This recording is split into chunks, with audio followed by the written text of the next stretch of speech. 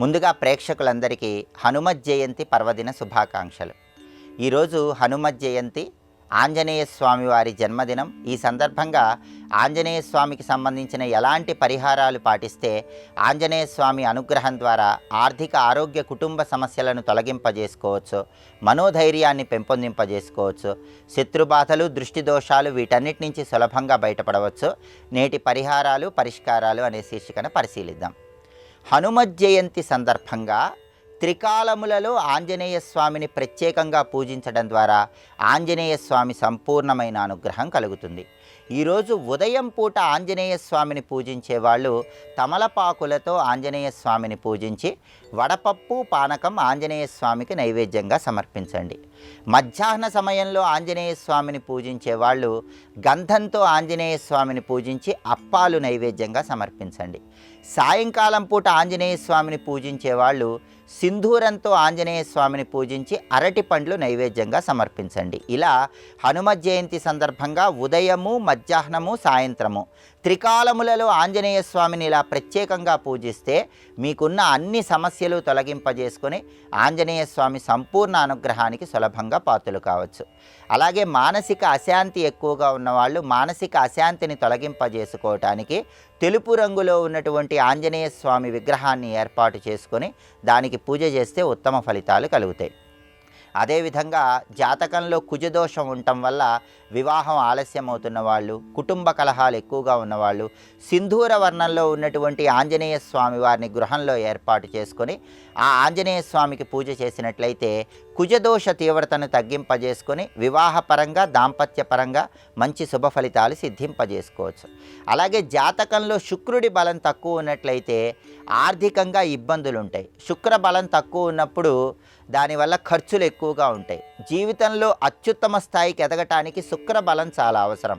నవగ్రహాలలో శుక్రుడి సంపూర్ణమైన అనుగ్రహం కలిగి రాజయోగాన్ని సిద్ధింపజేసుకోవటానికి, ధనకనక వస్తువాహన ప్రాప్తిని సిద్ధింపజేసుకోవటానికి సీతాదేవి నుంచి ఆంజనేయ స్వామివారు చూడామణిని స్వీకరిస్తున్నటువంటి చిత్రపటాన్ని హనుమత్ జయంతి సందర్భంగా పూజా మందిరంలో ఏర్పాటు చేసుకొని ఆ చిత్రపటానికి గంధం బొట్లు, కుంకుమ బొట్లు అలంకరించి దీపారాధన చేసి ఆ చిత్రపటానికి ఎర్రటి పుష్పాలతో పూజ చేయండి. ఇలా సీతాదేవి నుంచి చూడామణిని స్వీకరిస్తున్న ఆంజనేయ స్వామి చిత్రపటానికి పూజ చేస్తే జాతకంలో శుక్రబలం పెరిగి రాజయోగాన్ని అందిపుచ్చుకోవచ్చు. అలాగే తీవ్రమైన శత్రుబాధలు ఉన్న వాళ్ళు ఎవరైనా సరే ఆ తీవ్రమైన శత్రుబాధల నుంచి బయటపడటానికి తెల్ల ఆవాల పిండి, మిరియాల పొడి ఈ రెండు కలిపి ఆంజనేయ స్వామికి నైవేద్యంగా సమర్పించండి. భయంకరమైన శత్రుబాధల నుంచి సులభంగా బయటపడవచ్చు. అలాగే ఈరోజు హనుమల్ లాంగూల పూజ చేస్తే ఉత్తమ ఫలితాలు కలుగుతాయి.